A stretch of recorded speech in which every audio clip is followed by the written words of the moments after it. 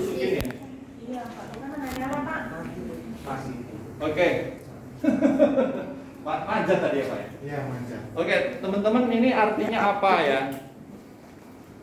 Dari sesi sampai siang ini, dari sesi pagi sampai siang ini tadi, kita sudah satu memahami paradigma kurikulum merdeka. Saya setuju dengan beliau, walaupun di sana sini ketika diimplementasikan ada hal yang nggak bisa berjodoh. Itu yang pertama. Lalu yang kedua, kita juga sudah melihat hal-hal mana yang sangat krusial, baik itu asesmen, baik itu modul maupun proses pembelajaran. Nah, teman-teman, tadi di awal kan kita sudah sepakat, walaupun saya nggak minta kesepakatan, bahwa yang menentukan kualitas pembelajaran kita menjadi lebih baik itu adalah kemauan untuk berubah. Kan itu kita harus setuju itu. Dari tadi sudah mengatakan itu. Setuju ya, teman-teman ya? Nah, setuju, kemauan berubah. Nah, berubah bagaimana? Tidak mungkin kita bisa berubah lebih baik kalau pemahaman knowledge kita itu nggak memadai. Apalagi tagline kita di spanduk itu, sekolah ini kan satu didorong dengan spirit, knowledge, dan karakter ya.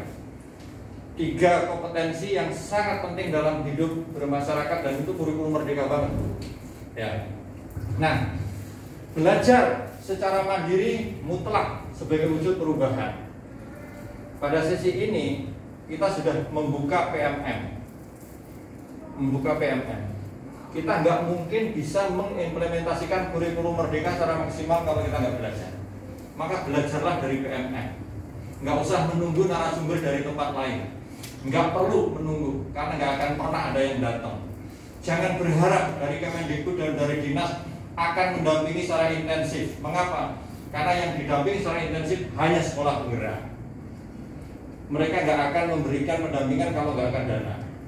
Itu. Karena itu maka satu panggilan kita harus belajar mandiri melalui PMM. Itu banyak banget. Itu yang pertama. Lalu yang kedua, nah, ini artinya apa, Bu Dery dan teman-teman? Ini artinya bahwa pendalaman pemahaman terhadap peran guru ini harus diperkuat, supaya tidak terjadi apa? Tidak terjadi salah melakukan sesuatu nggak sesuai dengan perannya, gitu, nggak sesuai dengan statusnya.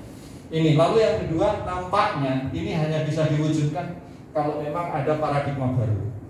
Ini ada di PMM, Bu.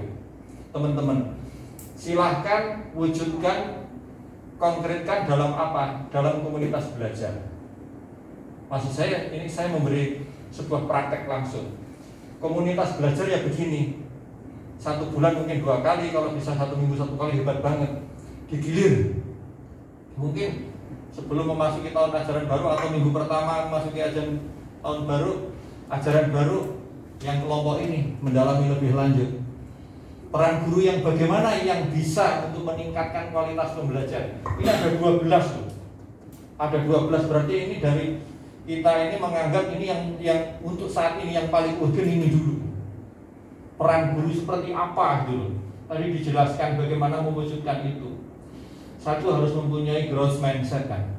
Ini kayak mana? Di PMM ada, silahkan buka. Bahkan bagaimana cara memberikan umpan balik di sini kepada siswa. Itu pasti dampaknya besar Bang. Dampaknya luar biasa.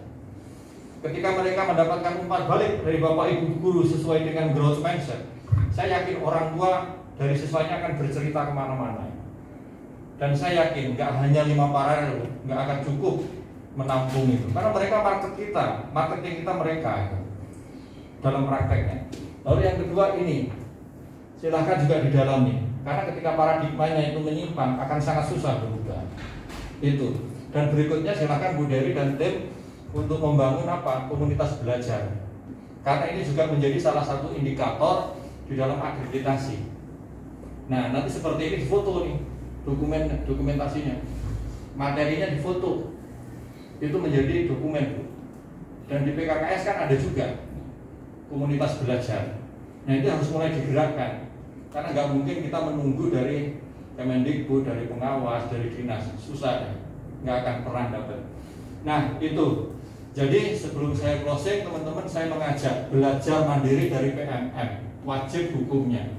2, belajar bersama dalam komunitas belajar kayak begini caranya.